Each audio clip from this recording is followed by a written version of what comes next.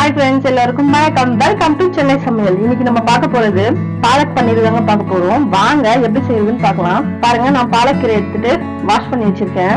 ஒரு 2 வாட்டி வாஷ் பண்ணிக்கலாம். இது வந்து பசலைக்கீரை தாங்க, பாலக்கீரைன்னு சொல்லுவாங்க. நம்ம இதை வச்சுதான் செய்ய போறோம். எப்படி செய்யுதுன்னு பார்க்கலாம். பாருங்க, நான் இப்போ பாலக்கீரையை சுட தண்ணியில போட்டு எடுக்கணும். அதுக்காக நான் தண்ணி சூடு பண்ணிருக்கேன். இது நல்லா காயிட்டோம். இந்த சுட தண்ணியில நம்ம ஒரு ஸ்பூன் சக்கரை போட்டுக்கலாம். பாருங்க, தண்ணி நல்லா காஞ்சிருச்சு. இப்போ நம்ம இதை ஒரு 2 நிமிஷம் டக்குன்னு போட்டு எடுத்துடலாம். நம்ம வேகலாம் வைக்க போறது இல்லைங்க. இந்த சுகர் ஏன் போட்டோம்னா இந்த கலர் கொஞ்சம் நல்லா மாறாம இருக்கும், அதுக்காக போட்டது. பாருங்க, இந்த கீரை 2 நிமிஷம் ஆயிடுச்சு. இப்போ எடுத்துட்டு ட்ரை பண்ணி எடுத்துடலாம். எடுத்து நம்ம மிக்சியில போட்டு அரைச்சிக்கலாம். இந்த சேனலை பாக்குறவங்க நிறைய பேர் சப்ஸ்கிரைப் பண்ண மறந்துடுறீங்க. சப்ஸ்கிரைப் பண்ணிட்டு பெல் பட்டனை கிளிக் பண்ணிடுங்க. நான் போடுற எல்லா வீடியோஸும் நோட்டிபிகேஷனோட உங்களுக்கு வந்துடும். கொஞ்சம் ஆறட்டும். நம்ம வேக வச்ச கீரையை மிக்ஸி ஜார்ல போட்டுக்கலாம். நம்ம இதை ஃபைன் பேஸ்டா அரைச்சிக்கலாம்.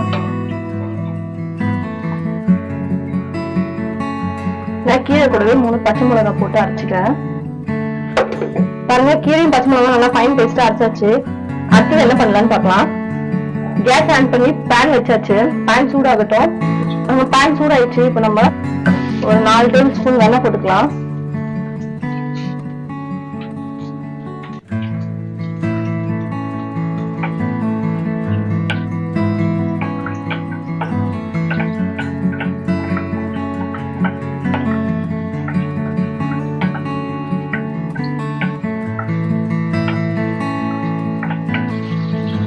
கொஞ்சம் வெள்ளம் நல்லா காஞ்சிருச்சு.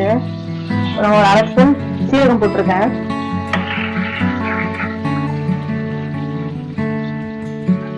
நம்ம வெங்காயம் போட்டுக்கலாம். நான் மீடியம் சைஸ் வெங்காயம் 2 கட் பண்ணி வச்சிருக்கேன், போட்டுக்கலாம். வெங்காயம் பொன்னிறமா வர வரைக்கும் வதக்கிக்கலாம். வெங்காயம் நல்லா வதங்கிடுச்சு. நம்ம இதுல இஞ்சி பூண்டு பேஸ்ட் போட்டுக்கலாம். 1 ஸ்பூன் இஞ்சி பூண்டு பேஸ்ட்.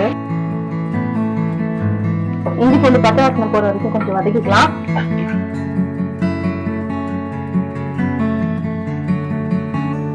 பாருங்க, நான் சின்ன தக்காளிலேயே 1/2 தக்காளியே எடுத்து வச்சிருக்கேன். இதுல வந்து லைட்டா புளி டேஸ்டுக்காக தக்காளி கொஞ்சமா போட்டுக்கலாம்.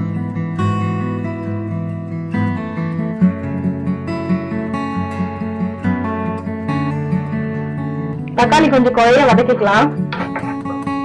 நம்ம மசாலா ஐட்டம் சேர்த்துக்கலாம். ஒரு 1/4 ஸ்பூன் மஞ்சள் தூள், 1/2 ஸ்பூன் மிளகாய் தூள், ஒரு 1/2 ஸ்பூன் சீரகத்தூள், ஒரு 1/2 ஸ்பூன் கரம் மசாலா தூள். ஒரு 2 நிமிஷம் இந்த மசாலா பச்சை வாசனை போற அளவுக்கு வதக்கிக்கலாம். நல்லா மசாலா பச்சை வாசனை போற அளவுக்கு வதங்கிடுச்சு. இப்ப நம்ம அரைச்சி வச்ச கீரையை ஊத்திக்கலாம்.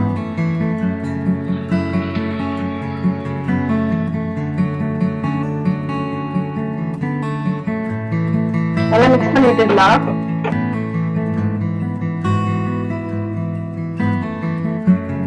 மிக்ஸ் பண்ணிட்டு இப்ப நம்ம பன்னீர் கட் பண்ணிக்கலாம்.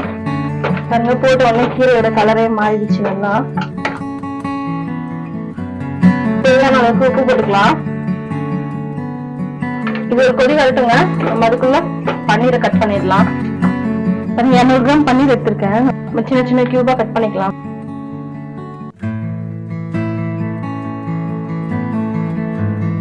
பாருங்க, நம்ம கீரை ரெடி ஆயிடுச்சு. நம்ம இதுல பன்னீர் போட்டுக்கலாம்.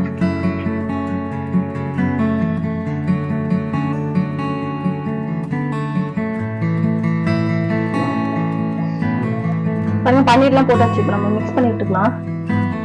இது 2 மினிட்ஸ் கழிச்சு நம்ம ஆஃப் பண்ணிக்கலாம். பாருங்க, நமக்கு ரெடி ஆயிடுச்சு. இப்ப நம்ம ஒரு 3 ஸ்பூன் ஃப்ரெஷ் கிரீம் போட்டு நம்ம அடுப்பு ஆஃப் பண்ணிக்கலாம். அவ்வளவுதாங்க. கிரீம் போட்டுட்டு ரொம்ப நேரம் நம்ம அடுப்பு ஆன்ல இருக்கக்கூடாது. அடுப்பை உடனே ஆஃப் பண்ணிடலாம்.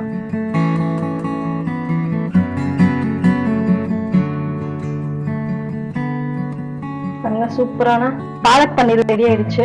வாங்க சாப்பிடலாம். இந்த வீடியோ உங்களுக்கு பிடிச்சிருந்தா லைக் பண்ணுங்க, ஷேர் பண்ணுங்க, சப்ஸ்கிரைப் பண்ணுங்க. நெக்ஸ்ட் வீடியோல பார்க்கலாம். தேங்க்யூ ஃபார் வாட்சிங்.